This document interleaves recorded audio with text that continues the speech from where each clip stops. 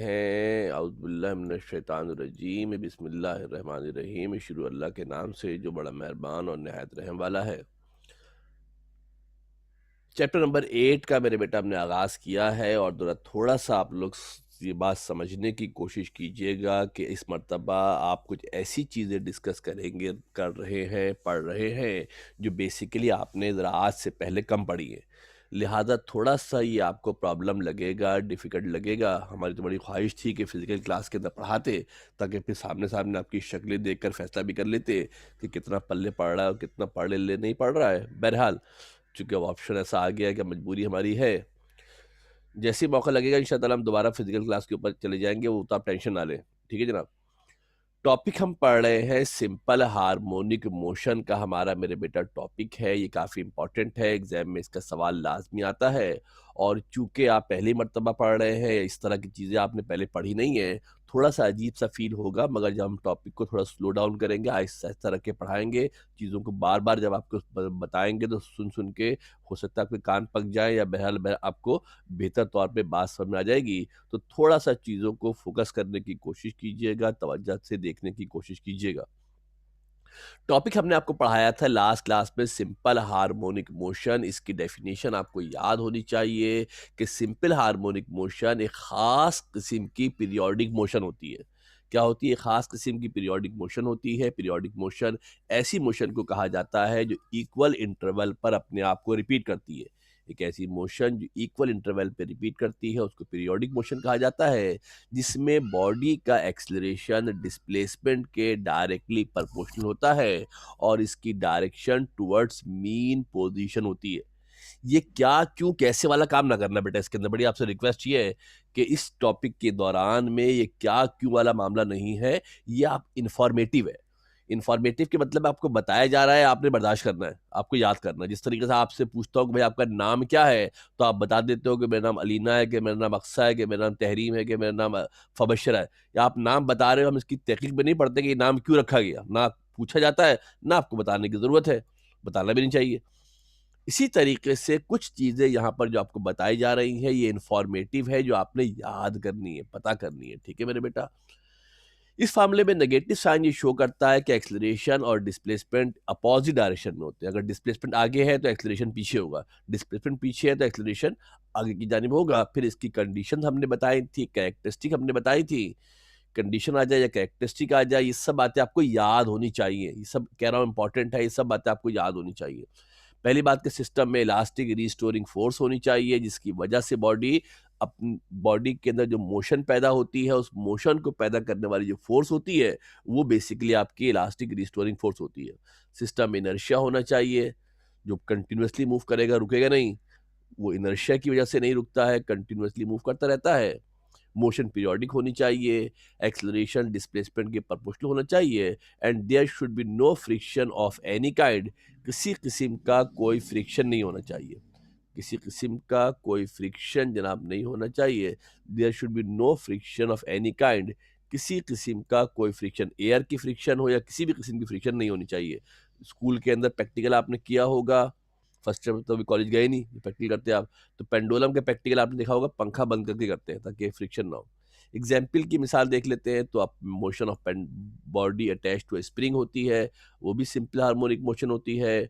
जो बॉब हमारा होता है, किसी सॉलिड मास को हम धागे के साथ बांध कर घुमाएं, जिसको सिंपल पेंडुलम कहते हैं, वो भी आपका सिंपल हार्मोनिक मोशन होता है। और motion of a wire of a guitar of violin, वो भी आपका सिंपल हार्मोनिक मोशन होता है। गिटार जो बजाते हैं तो वो सिंपल हार्मोनिक मोशन ही होती है वहाँ पर भी। कुछ जनरल इक्वेशंस आपको याद करनी पड़ेंगी। कुछ जनरल इक्वेशंस हैं जो आपको याद करनी पड़ेंगी, रट्टा लगाना पड़ेगा कि जब कभी सिंपल हार्मोनिक मोशन होगी तो ये प्रॉपर्टी उसके अंदर होंगी। पहली बात, जो सबसे पहली बात, जो सबसे इंपॉर्टेंट बात है कि जो सिंपल हार्मोनिक मोशन की कंडीशन है, वो होती है a is proportional to minus x. क्या होती है मेरे बेटा? A is proportional to minus x, यानी अगर हम किसी बॉडी का एक्सलरेशन मालूम करें और अगर वो डायरेक्टली प्रोपोर्शनल टू एक्स हो गया, एक्स से मुराद डिस्प्लेसमेंट है, एक्स से मुराद क्या है? डिस्प्लेसमेंट है। अगर वो डिस्प्लेसमेंट के डायरेक्टली प्रोपोर्शनल हो गया तो इसके मतलब क्या होगा? इसके मतलब ये होंगे कि उसकी मोशन सिंपल हार्मोनिक मोशन है। ये बहुत अहम जुमला इसलिए है कि whenever, wherever you have to prove the motion of a body as a simple harmonic motion. अगर किसी बॉडी की मोशन को सिंपल हार्मोनिक मोशन प्रूव करना होगा, then you have to find out the acceleration of that body. हम उस body का acceleration मालूम करेंगे, और अगर वो acceleration is directly proportional to minus x हो गया, तो इसका मतलब है कि सिंपल हार्मोनिक मोशन होगी। ये बहुत अहम जुमला है, ध्यान में रखिएगा। उसके बाद एक जनरल एक्सेलरेशन भी होता है सिंपल हार्मोनिक मोशन का। जब भी किसी बॉडी के अंदर सिंपल हार्मोनिक मोशन होगा, तो उसका जनरल एक्सेलरेशन, जर्नल है, याद करना है, रट्टा लगाना है कि जब भी सिंपल हार्मोनिक मोशन होगी तो ये फार्मूला वैलिड है। क्यों क्या कैसे का सवाल नहीं है, क्यों क्या कैसे का सवाल नहीं है, क्यों क्या कैसे का सवाल नहीं है। जब भी कभी सिंपल हार्मोनिक मोशन होगी तो a is proportional to minus x होगा। ओमेगा का नाम होता है एंगुलर वेलोसिटी। ये डब्ल्यू जो निशान है, ये इसको ओमेगा पढ़ते हैं। क्या पढ़ते हैं बेटा? इसको ओमेगा पढ़ते हैं। इसका नाम होता है एंगुलर वेलोसिटी, रीड करते हैं इसको ओमेगा। फिर जो जनरल टाइम पीरियड होता है वो 2 पाई अपॉन ओमेगा होता है। जो जनरल टाइम पीरियड होता है वो 2 पाई अपॉन ओमेगा हमारे पास होता है। ये भी आपको याद होना चाहिए। इसमें कोई लगी लिपटी की बात नहीं है, क्या क्यों कैसे वाला मामला नहीं है। ये तमाम तीनों फार्मूले आपको याद होने चाहिए। whenever there is simple harmonic motion, acceleration is equal to a is equal to minus omega square x and t is equal to 2 pi upon omega। ये बात हमेशा ध्यान में रखिएगा। अब जो सवाल करने जा रहे हैं, जरा ध्यान से देखिएगा। कल शायद हमने आपको सवाल बताया भी था, फिर सवाल को जरा सुन लें। यहाँ से आप जनाब बाकायदा क्लास का आगाज होता है। साबित करना है, show that the motion of a mass attach to the end of a spring is simple harmonic motion and calculate या derive equation for its time period. इसके टाइम पीरियड के लिए हमने फार्मूला ड्राइव करना है। सुनो जरा गौर से। एक बॉडी है जिसको स्प्रिंग के साथ अटैच किया गया है। एक बॉडी है जिसको स्प्रिंग के साथ अटैच किया गया है। साबित करना है कि इसकी मोशन सिंपल हार्मोनिक मोशन है। क्या साबित करना है? इसकी मोशन सिंपल हार्मोनिक मोशन है। स्मूथ सरफेस पे बॉडी मूव कर रही है, और फिर हमने उसके टाइम पीरियड का फार्मूला ड्राइव करना है। फिर हमने उसके टाइम पीरियड का फार्मूला ड्राइव करना है कि उसका टाइम पीरियड क्या होगा। याद रखना कि जब भी किसी बॉडी की मोशन को सिंपल हार्मोनिक साबित करना होगा, तो उसका एक्सेलरेशन निकालेंगे। क्या निकालेंगे? उसका एक्सेलरेशन निकालेंगे। अगर वो a is proportional to minus x आ गया तो सिंपल हार्मोनिक मोशन है। ये बात आप ध्यान में रखिएगा। फर्ज करते हैं हमारे पास एक मास है जिसको हमने at the end of elastic spring attach किया है, और अदर एंड को हमने फिक्स कर दिया है at the firm support as shown in figure A. The whole system is placed on a smooth horizontal surface। हमने क्या किया है? एक मास को लिया है, स्प्रिंग के साथ अटैच किया है। तवज्जो देके गौर से, ध्यान से तवज्जो देके देखिएगा। तवज्जो देके ज़रा गौर से ध्यान से देखिएगा। थोड़ा सा मैं इसको छुपा भी देता हूँ ताकि कुछ चीज़ें जो आपके मतलब के हैं, काम की है, वही नज़र आए, बाकी नज़र ना आए। हमारे पास क्या किया? एक बॉडी है जिसका मास m है। एक बॉडी है, इसका मास हमारे पास m है। उस बॉडी को हमने एक स्प्रिंग के साथ, जो निशाना है ना बेटा, इस तरीके से स्प्रिंग के साथ हमने अटैच किया है। ये जो दरमियान में एक लकीर मैं बना रहा हूँ, ज़रा तवज्जो से गौर से देखिएगा। एक लकीर लाइन बीच में मैं ड्रॉ करता हूँ। ये बेसिकली इसकी मीन पोजीशन है। ये क्या है मेरे बेटा? इसकी ये मीन इसकी पोजीशन है।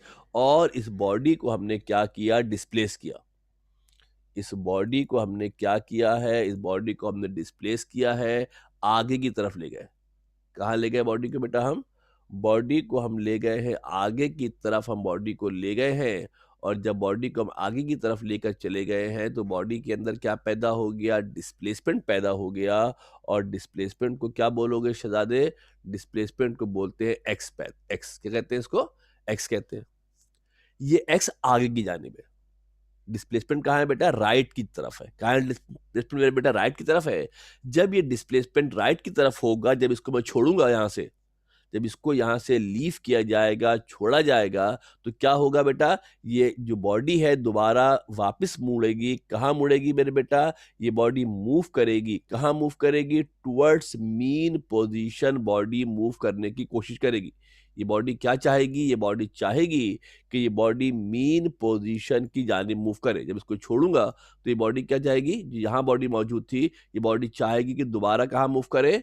जहां से इसको डिस्टर्ब किया गया था, बॉडी उस जानिब दोबारा जाने की कोशिश करेगी। अब अगर आप ब्लू वाले का एरो देखो और पिंक वाले का एरो देखो, तो दोनों की डायरेक्शन अलग अलग है। दोनों की डायरेक्शन क्या है मेरे बेटा, अलग अलग है। डिस्प्लेसमेंट मैंने किया राइट की तरफ। जो डिस्प्लेसमेंट मैंने किया है, ये डिस्प्लेसमेंट कहाँ है मेरे बेटा, ये डिस्प्लेसमेंट मेरे पास राइट की तरफ है। और जो इस पर फोर्स अमल कर रही है, जिसको इलास्टिक रिस्टोरिंग फोर्स कहते हैं, ये कहाँ पर है, ये लेफ्ट की तरफ है। यानी दोनों एक दूसरे के अपोजिट है। दोनों का एक दूसरे के अपोजिट हमारे पास जरा मौजूद है। इस इलास्टिक रिस्टोरिंग फोर्स की वजह से, इस इलास्टिक रिस्टोरिंग फोर्स की वजह से ये कहां तक पहुंचेगा, ये पहुंचेगा, वापस आएगा मीन पोजीशन पर। इस इलास्टिक रिस्टोरिंग फोर्स की वजह से ये दोबारा कहां आएगा मेरे बेटा, ये मीन पोजीशन पर आएगा, मगर रुकेगा नहीं। क्यों नहीं रुकेगा? इनर्शिया की वजह से ये रुकेगा नहीं। ये जो आगे आपका ये वापस आया, इधर से चला, वापस आया, ये यहाँ पर रुकेगा नहीं। बल्कि ये क्या होगा, इनर्शिया की वजह से ये आगे चला जाएगा। इनर्शिया की वजह से क्या होगा बेटा आपके पास, ये इनर्शिया की वजह से ये आगे चला जाएगा। सुना जरा गौर से। जब इनको छोड़ा हमने पॉइंट ए पर, जरा पॉइंट के नाम भी देख लो। इसको हमने कहाँ छोड़ा है, जो उसकी मीन पोजीशन थी वो ओ थी। हमने कहाँ ले गए, इसको ए पर ले गए। जब इसको हम ए पर मेरे बेटा लेकर गए हैं, और जब इसको छोड़ेंगे ए पर, तो ये वापस आएगा मीन पोजीशन की जानिब। रुकेगा नहीं, आगे चला जाएगा। रुकेगा नहीं, बल्कि ये कहाँ चला जाएगा मेरे बच्चा, आगे चला जाएगा। किस वजह से आगे जाएगा, इनर्शिया की वजह से आगे चला जाएगा। हालांकि इसको मीन पोजीशन पर रुक जाना चाहिए, मगर रुकेगा नहीं, इनर्शिया की वजह से आगे चला जाएगा। अब इसमें डिस्प्लेसमेंट पैदा होगा। ये डिस्प्लेसमेंट कहाँ पर है, राइट पर है। जब ये जाके कोने पे रुकेगा, तो स्प्रिंग क्या करेगा, इसको दोबारा पुश करेगा। स्प्रिंग पुश करेगा तो ये क्या करेगा, दोबारा मूव करेगा। स्प्रिंग पुश करेगा तो ये दोबारा मूव करेगा। यहाँ पर जब मेरे बेटा तवज्जो दे के देखना, जब ये यहाँ से यहाँ गया, तो डिस्प्लेसमेंट राइट की जानिब है। पिंक वाला डिस्प्लेसमेंट है, पिंक वाला डिस्प्लेसमेंट है, डिस्प्लेसमेंट राइट की जानिब है। अब जो फोर्स है वो कहाँ है, जो डिस्प्लेसमेंट है वो लेफ्ट की तरफ है। पिंक है ना बेटा। अब जो फोर्स अमल कर रही है वो राइट पे अमल कर रही है। दोनों सूरतों में डिस्प्लेसमेंट और फोर्स, दोनों की डायरेक्शन एक दूसरे के अपोजिट है। दोनों की डायरेक्शन क्या, एक दूसरे के अपोजिट है। समझ लो, डिस्प्लेसमेंट यहाँ पर इस तरफ है, डिस्प्लेसमेंट यहाँ पर इस तरफ है। फोर्स की डायरेक्शन डिस्प्लेसमेंट के अपोजिट है। फोर्स की डायरेक्शन डिस्प्लेसमेंट के अपोजिट है। If we displace the mass m from its mean position O to position A, mean position से उठाया कहाँ ले गया मेरे बेटा, A पर ले गया। जो बातें आपको मैंने सुनाई है, समझाई है, वो जरा यहाँ लिख भी देते हैं। By applying an external force, it displaces by plus x. Plus x के मतलब है कि राइट साइड पर है। प्लस एक्स के मतलब है कि राइट साइड पर है। There will be elastic restoring force. जब डिस्प्लेस करेंगे तो इसके अंदर क्या पैदा हो जाएगी, इसके अंदर इलास्टिक रिस्टोरिंग फोर्स पैदा हो जाएगी on the mass equal to F in the left side. Elastic restoring force opposite direction में होगी। अकॉर्डिंग टू हुक्स लॉ, जो हुक्स लॉ आपने पढ़ा है, इलास्टिक रिस्टोरिंग फोर्स कल बताई थी आपको हमने। F बराबर होता है माइनस के एक्स के। F किसके बराबर होता है, कल बताया था आपको। जो इलास्टिक रिस्टोरिंग फोर्स होती है, F किसके बराबर होता है, के एक्स के बराबर होता है। के से मुराद क्या है, के से मुराद है स्प्रिंग कांस्टेंट। के से मुराद क्या है मेरे बेटा, स्प्रिंग कांस्टेंट है।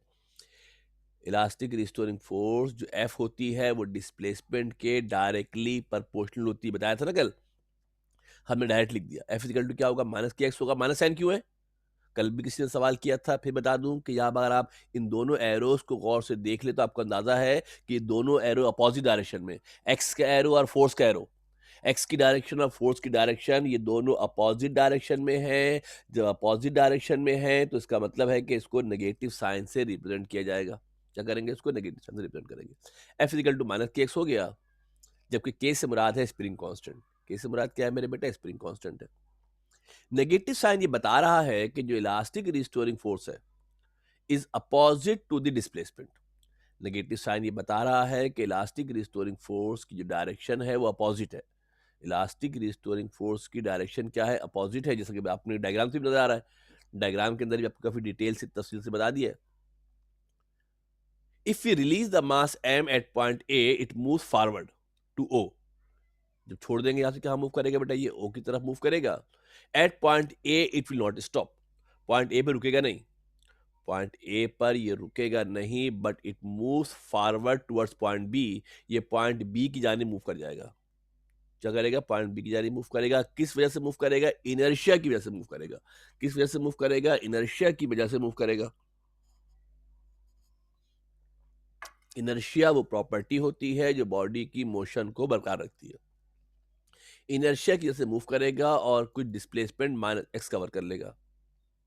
Eight point B it once again elastic restoring force acts upon it. जब बी पे पहुंचेगा, स्प्रिंग दब गया है, स्प्रिंग कंप्रेस हो गया है, स्प्रिंग जब दबा देते हैं स्प्रिंग तो स्प्रिंग फैलता है। स्प्रिंग क्या करता है? दोबारा आपका फैलता है, इस पर फिर फोर्स अमल करेगी, फिर इलास्टिक रिस्टोरिंग फोर्स अमल करेगी, but it will now in the right side. मगर जो फोर्स है इसकी डायरेक्शन चेंज है, डिस्प्लेसमेंट लेफ्ट साइड पर है, फोर्स राइट साइड पर है। In this way it continues to move A to B and B to A. इस तरीके से ए और बी और ए के दरमियान क्या करेगा? घूमता रहेगा। ए और बी और ए के दरमियान घूमता रहेगा। अब हमने एक्सेलरेशन के लिए फार्मूला ड्राइव करना है, सुनो गौर से। According to Newton second law of motion F equal to m में होता है, पढ़ा है ना भाई? न्यूटन के सेकंड लॉ के मुताबिक एफ जो होता है मेरे बच्चा वो किसके बराबर होता है? एम ए के बराबर होता है। जो एफ होता है वो एम ए के बराबर होता है, F equal to m a. लिहाजा जो फार्मूला हमने पीछे लिखा, कौन सा? F equal to k x, F equal to minus k x, जो फार्मूला हमने लिखा है, और एफ की जगह पर क्या लगा देंगे बेटा? इसके अंदर एफ की जगह पर क्या लगा देंगे? इसके अंदर एफ की जगह पर क्या लगा देंगे मेरे बेटा? जो एफ था उसकी जगह एम ए लगा देंगे। कंपेयर करते हैं दोनों इक्वेशनों को, तो m a is equal to हो गया माइनस के एक्स। सुनना गौर से, जो एफ था उसकी जगह पर एम ए लगा दिया है। ये के एक्स कहां से आया? इक्वेशन वन का है ये इक्वेशन, जो F equal to k x है ये कहां से है? ये इक्वेशन वन से आया है। ये जो के एक्स आया है हमारे पास, इसको अगर आप देखो, मैं थोड़ा सा इसको हाईलाइट भी कर देते हैं, ये F equal to k x आया है इक्वेशन वन से, और F equal to m a कहां से आया है? न्यूटन के सेकंड लॉ से आया है। ये के एक्स इक्वेशन वन वाला है, कंफ्यूज नहीं होना। उस इक्वेशन वन के अंदर चूंकि दो अलग अलग पेज पे हो गए, यही मसला, अगर एक पेज पे होता है आसान रहता है। अब यहां से हमने ए मालूम करना है। क्या मालूम करना है बच्चा? हमने मालूम करना है। ये ए या एम यहाँ डिवाइड हो रहा है, वहां जाएगा तो मल्टीप्लाई हो जाएगा, यहाँ मल्टीप्लाई हो रहा है, दूसरी जानिब जाएगा चंदा तो डिवाइड हो जाएगा। ये एम यहाँ मल्टीप्लाई हो रहा था, इक्वल टू दूसरी तरफ आया है तो डिवाइड हो गया है, और हमारे पास इक्वेशन बन गई है। A is equal to minus k upon m x. ये माइनस कहाँ से आया है? फिर तवज्जो देके गौर से देख लो, अगर किसी को कंफ्यूजन है तो फिर तवज्जो देके गौर से देख लो। ये हमने ये वाला है, F equal to minus k x वाला एम है, ये माइनस है, ये F equal to minus k x वाला, यहाँ से F equal to minus k x आया है। इस एफ की जगह पर हमने क्या रखा है? एम ए रखा है। इस एफ की जगह पर हमने क्या रखा है? एम ए रखा है। के अपन एम हो गया। यहाँ पर के है स्प्रिंग कांस्टेंट, यहाँ पर के कौन है? स्प्रिंग कांस्टेंट है। एम कौन है? बॉडी का मास है। एम बॉडी का मास है, के हमारे पास स्ट्रिंग कांस्टेंट है, दोनों कांस्टेंट है,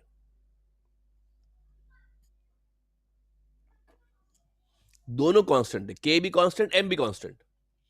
जब दो कांस्टेंट होंगे उनको मल्टीप्लाई डिवाइड करेंगे तो आंसर कांस्टेंट आएगा, यानी के अपॉन एम ये पूरा कांस्टेंट होगा। जो के अपॉन एम है ये तमाम के तमाम फैक्टर कांस्टेंट के बराबर हो जाएगा, यानी के अपॉन एम हटा देंगे, इसकी जगह पर लगा देंगे कांस्टेंट। के अपॉन एम हटा देंगे, इसकी जगह पर क्या लगा देंगे? कांस्टेंट लगा देंगे।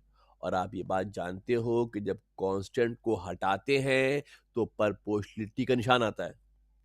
परपोर्शनलिटी को हटाते हैं तो कांस्टेंट आता है, कांस्टेंट को हटाएंगे तो परपोर्शनलिटी आएगा, कांस्टेंट को हटाएंगे तो क्या आएगा? परपोर्शनलिटी आएगा। और हमारे पास इक्वेशन बन गई क्या मेरे बेटा? A is proportional to minus x. जब हमने कांस्टेंट को हटाया तो कांस्टेंट को हटाने के नतीजे में हमारे पास क्या आ गया? जब हमने कांस्टेंट को हटाया है तो कांस्टेंट हट गया, और जब कांस्टेंट हटता है तो कांस्टेंट के हटने के नतीजे में, जब कांस्टेंट हटेगा तो कांस्टेंट के हटने के नतीजे में परपोर्शनलिटी का निशान आएगा। A is proportional to minus x आ गया, और अगर आपको याद हो तो a is proportional to minus x simple harmonic motion की इक्वेशन होती है। किसकी होती है बेटा? सिंपल हार्मोनिक मोशन की इक्वेशन होती है। A is proportional to minus x किसकी इक्वेशन होती है? सिंपल हार्मोनिक मोशन की इक्वेशन होती है। अब जब हमने बॉडी का एक्सेलरेशन मालूम किया तो किसके बराबर आ गया? ये इक्वेशन क्या बता रही है? कि एक्सेलरेशन डिस्प्लेसमेंट के डायरेक्टली प्रोपोर्शनल है। ये इक्वेशन बता रही है कि एक्सेलरेशन डिस्प्लेसमेंट के डायरेक्टली प्रोपोर्शनल है, और माइनस साइन ये बता रहा है कि इसकी डायरेक्शन टुवर्ड्स मीन पोजीशन है। माइनस साइन क्या बता रहा है? कि इसकी डायरेक्शन टुवर्ड्स मीन पोजीशन है। लिहाजा हम कह सकते हैं कि बॉडी की जो मोशन होगी वो सिंपल हार्मोनिक मोशन होगी।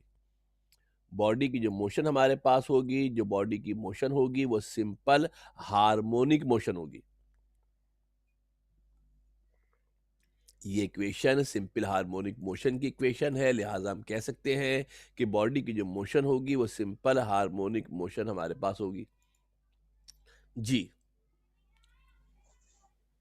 सर यहाँ पर एक्सेलरेशन और डिस्प्लेसमेंट अपोजिट डायरेक्शन में नहीं है? है ना? कौन? बिल्कुल बहुत अच्छे, तभी तो माइनस साइन है, तभी तो माइनस साइन लगाया है। माइनस अपोजिट है तभी तो नेगेटिव साइन लगाया है, वरना नेगेटिव साइन क्यों लगाते हैं? इसके बाद हमने क्या करना है? इसके बाद हमने इसका टाइम पीरियड निकालना है। क्या करना है? हमने इसका टाइम पीरियड मालूम करना है कि इसका टाइम पीरियड क्या होगा। जरा तवज्जो दे के देखिएगा। जनरल जो एक्सलेशन होता है सिंपल हार्मोनिक मोशन का, वो बराबर होता है a is equal to minus omega square x. मैंने कहा था, याद कर लेना। जो जनरल एक्सलेशन होता है सिंपल हार्मोनिक मोशन का, wherever whenever pendulum हो, स्प्रिंग हो, प्रोजेक्शन हो, कुछ भी हो, कहीं भी हो, सिंपल हार्मोनिक मोशन होगी तो acceleration a is proportional to minus x होगा।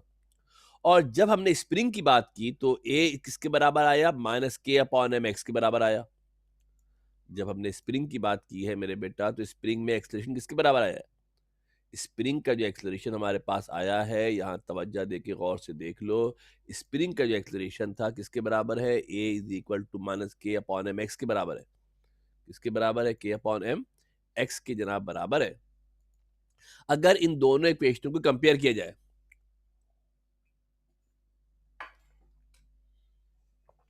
अगर इन दोनों इक्वेशनों को कंपेयर करें, ये भी ए है, ये भी ए है, दोनों ए है, दोनों कंपेयर कर लेते हैं। यानी ओमेगा स्क्वायर एक्स किसके बराबर होगा? Minus k upon m x के बराबर होगा।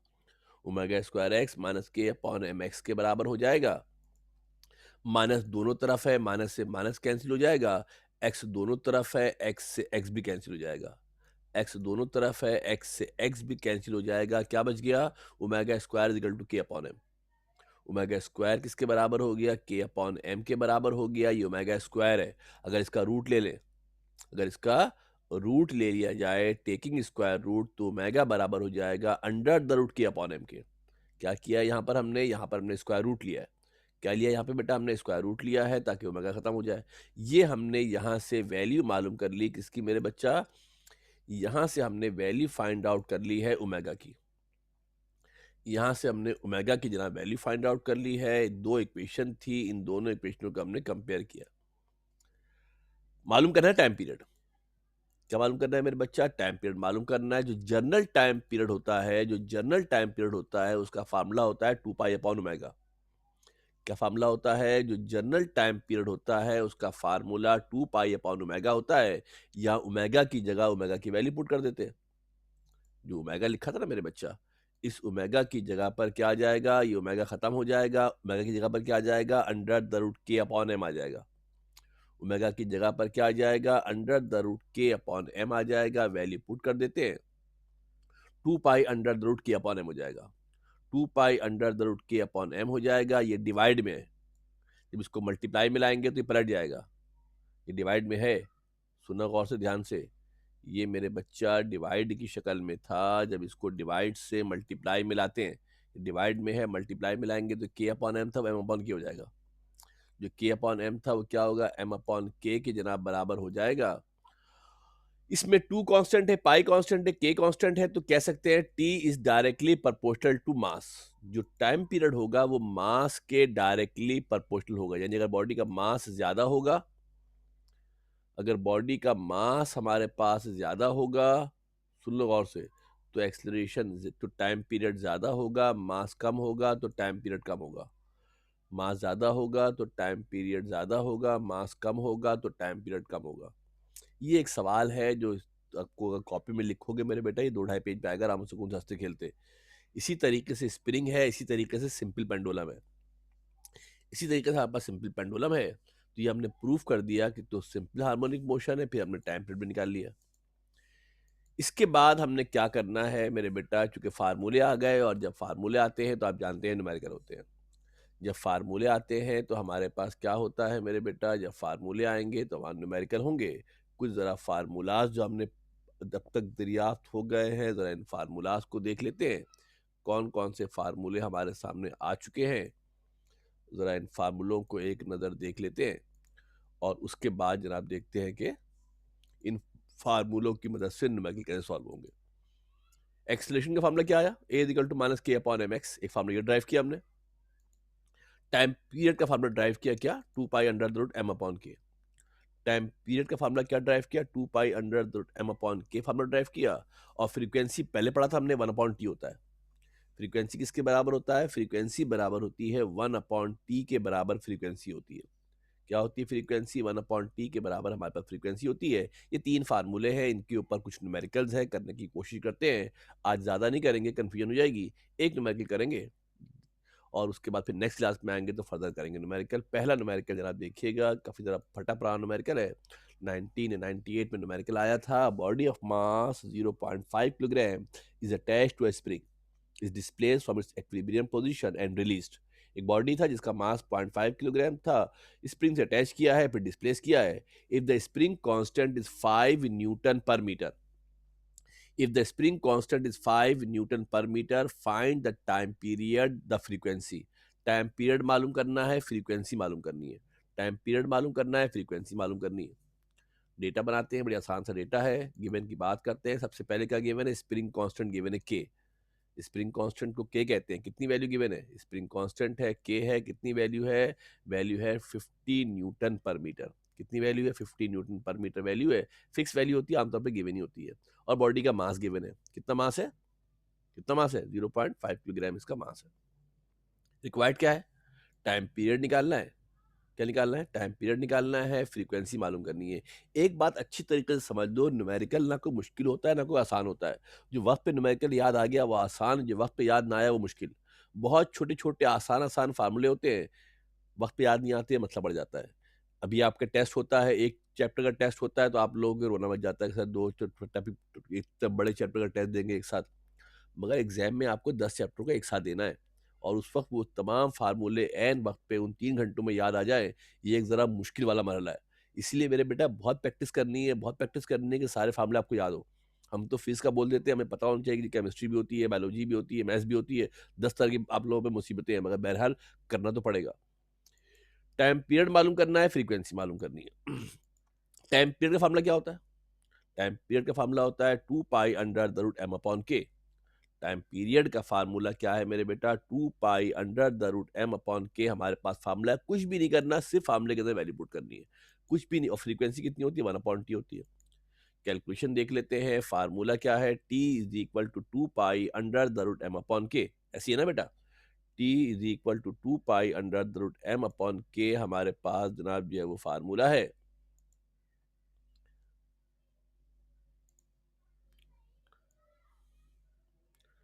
T is equal to 2 pi m upon k हमारे पास जनाब फार्मूला है।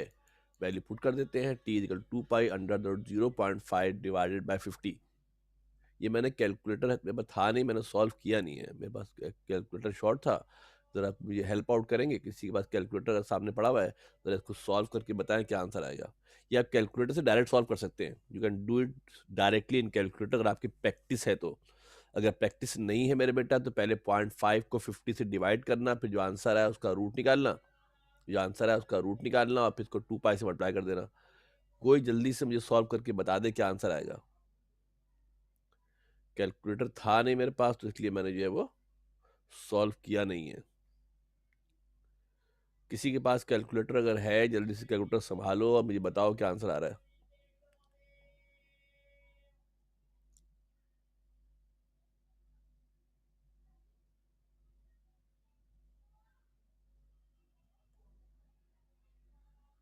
जनाब, कैलकुलेटर लेके बैठा करें, रजिस्टर लेके बैठा करें, जो इम्पोर्टेंट पॉइंट है वो नोट कर लिया करें। अब बोलोगे सर क्या नोट करना, आप तो सब स्क्रीन पे लिख ही देते हैं। बाद दफ़ा ज़ुबानी बात भी होती है। सुगरा बेटा बता दे, बोले बेटा क्या आंसर आ रहा है, बोले बेटा सुगरा, आवाज़ नहीं आ रही। मनाहिल बता रही थी बेटा, आंसर बताओ। फबश्शरा बता दो, कोई बता दे।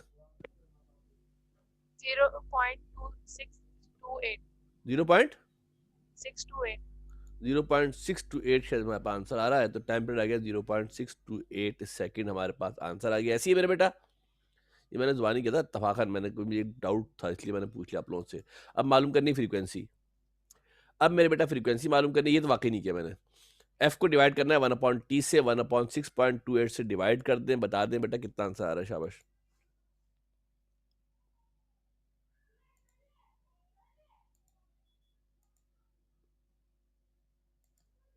ये मैंने डिवाइड नहीं किया, बता दें, बताना कितना आ रहा है बेटा। F equal to 1 divide by, बोल दो यार, माइक खोल के बोल दो ना, माइक तो ऑन है तुम लोगों का। आउट नहीं, चलो ऑन कर दिया, चलो बोल दो। 1.592 1.592, बाकी लोग भी चेक कर ले बेटा। 1.592, कोई कंट्रोवर्सी तो नहीं बेटा, सबका सबका सेम आ रहा है। और इसकी यूनिट क्या होगी मेरे बेटा, Yes. हर्ट्स होगी। इसकी यूनिट क्या होगी मेरे बेटा, हर्ट्स। इसकी यूनिट होगी हर्ट्स भी लिख सकते हैं, पर सेकंड इनवर्स भी लिख सकते हैं, दोनों चलेगी। ठीक है बेटा, हर्ट्स भी लिख सकते हैं, सेकंड इनवर्स भी लिख सकते हैं, दोनों जनाब यूनिट जो है वो लिखी जा सकती है। क्लियर है, सवाल आसान सा है। 7 मिनट हमारे पास है और we have one more question to do. कुछ कह रहे हैं, कुछ और कुछ कह रहा है बेटा, कुछ नहीं कहता। क्लियर सवाल ये, नेक्स्ट सवाल कर लेते हैं भाई, एक सवाल और कर लेते हैं, चलो टाइम है। One more question, this is in the year 2019।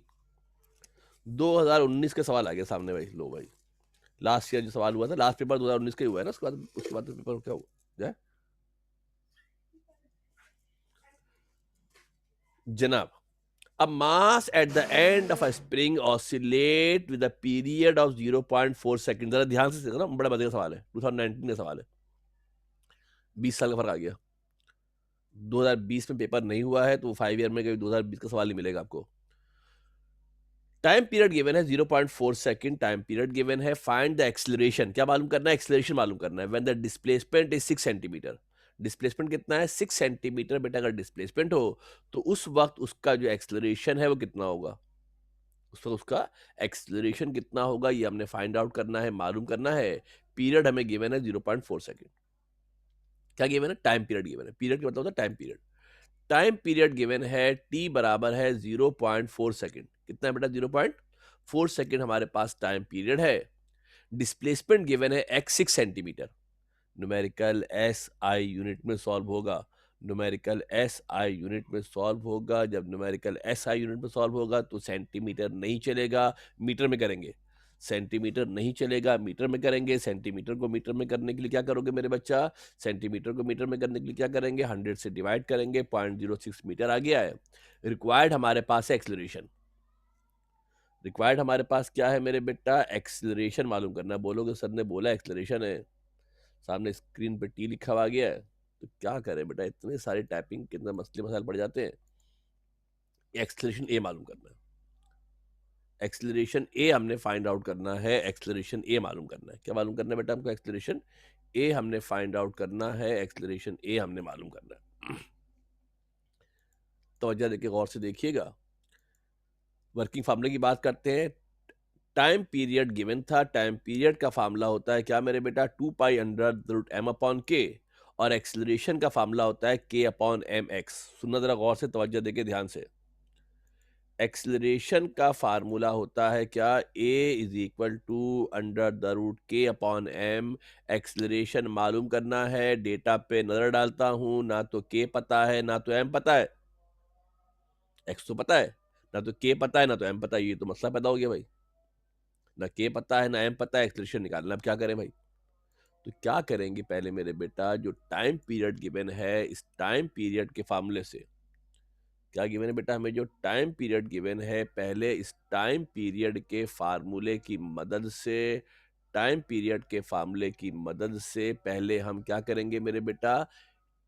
M upon के निकाल लेंगे। फार्मूला क्या होता है? T is equal to 2 pi under the root m upon k. अगर इसकी स्क्वायरिंग कर दी जाए, लिखा नहीं है मैंने, लिख देते हैं चलो यहाँ पर। अगर मेरे बेटा इसको स्क्वायरिंग कर दे बोथ साइड, अगर इसको दोनों जानिब मेरे बेटा स्क्वायर कर दिया जाए, अगर इसको दोनों जानिब मेरे बेटा स्क्वायर कर दिया जाए तो टी पे स्क्वायर हो जाएगा, ठीक है ना? 2 का स्क्वायर 4 हो जाएगा, पाई पे स्क्वायर आ जाएगा, और जो एम अपॉन के थे ये रूट से बाहर आ जाएंगे। जो एम अपॉन के थे मेरे बेटा ये क्या होंगे? ये रूट से बाहर आ जाएंगे। पक्की बात है, क्या होंगे? रूट से बाहर आ जाएंगे। इसमें से क्रॉस मल्टीप्लाई करके के अपॉन एम अलग कर लेते हैं। किसको अलग कर लेते हैं? जो के यहाँ डिवाइड हो रहा था वहां जाके मल्टीप्लाई होगा, एम वहां मल्टीप्लाई हो रहा था यहाँ के डिवाइड होगा। किसको अलग कर लिया? के अपॉन एम को अलग कर लिया। किसको अलग कर लिया? के अपॉन एम को हमने इसमें से अलग कर लिया। क्यों अलग कर लिया के अपॉन एम? के अपॉन एम इसलिए अलग कर लिया, किसको अलग कर लिया? के अपॉन एम को अलग कर लिया। क्यों अलग कर लिया? इसलिए कि टाइम पीरियड के मामले में के अपॉन एम चाहिए था। इसको अलग कर लिया, के अपॉन एम को अलग कर लिया है। अब मेरे बेटा क्या करते हैं कि जो फार्मूला हमारे पास था ए इज इक्वल टू के अपॉन एम एक्स, क्या था? ए इज इक्वल टू के अपॉन एम एक्स के बराबर था। क्या करेंगे? जो के अपॉन एम था उसको रिप्लेस कर देंगे किससे? जो के अपॉन एम था मेरे बेटा, के अपॉन एम हट जाएगा, के अपॉन एम की जगह पर क्या आ जाएगा? 4 pi square upon t square आ जाएगा। के अपॉन एम खत्म हो जाएगा, के अपॉन एम को किससे रिप्लेस कर देंगे? 4 पाई। इस फार्मूले में के अपॉन एम की जगह पर क्या लगा देंगे? के अपॉन एम किसके बराबर है? 4 pi square upon t square के बराबर है।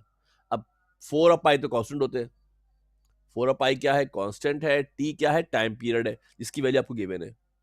टी टाइम पीरियड है, इसकी वैल्यू गिवन है 2 पाई अपॉन 0.4 का स्क्वायर मल्टीप्लाई बाय 0.06। ये मुझे एग्जैक्ट श्योर नहीं पता है, आंसर लिख तो दिया है मैंने, ये आप आंसर वेरीफाई कर लेना। ये आंसर आप कैलकुलेटर में सॉल्व करके वेरीफाई कर लेना कि ये आंसर है या नहीं है। ये आंसर आप वेरीफाई कर लेना कि ये आंसर वेरीफाई कर लेना कि ये आंसर है या ये आंसर नहीं है। कल फिर मैं उसको पूछूंगा, चेक करूंगा। लेस देन अ मिनट रह गया, 1 मिनट से भी कम टाइम रह गया, बिल्कुल आपके एंड पर है। नेक्स्ट क्लास में इंशाल्लाह आएंगे तो इसके जो मजीद न्यूमेरिकल है वो भी सॉल्व करेंगे, और एक दो इंटरेस्टिंग इंटरेस्टिंग से न्यूमेरिकल है वो भी करेंगे। फिर सिंपल पेंडुलम पढ़ेंगे और मामला हमारा मुकम्मल हो जाएगा। ठीक है भाई, घर पे इसको देख लेना, नई नई चीज़ें हैं, थोड़ा सा प्रॉब्लम करेंगी, क्रिएट करेंगी, थोड़ा टाइम ज़्यादा देना पड़ेगा। ठीक है भाई। फातिमा सलमान साहब कुछ सर कहना है? सर तो 4 पाई स्क्वायर को हटा के कांस्टेंट का निशान नहीं लगाएंगे? हम न्यूमेरिकल कर रहे हैं यार, डायरेक्शन थोड़ी कर रहे हैं। न्यूमेरिकल कर रहे हैं बेटा, न्यूमेरिकल में तो कैलकुलेशन की जाती है ना। न्यूमेरिकल जब करते सर हैं तो वैल्यू पुट करके कैलकुलेशन करते हैं मेरे बेटा, वो तो ये डेरिवेशन थोड़ी कर रहे हैं, तो डेरिवेशन में करते हैं। हमने तो वैल्यू मालूम करनी है ना बेटा, जब वैल्यू मालूम करनी है तो वैल्यू पुट करके सॉल्व करेंगे, सॉल्व करेंगे। इसको चेक कर लीजिएगा, सॉल्व कर लीजिएगा, आंसर आपको ये आ जाएगा। लेस देन अ मिनट है, कभी भी क्लास एंड हो जाएगी आपकी। ठीक है भाई, फबशर आंसर ठीक है? सर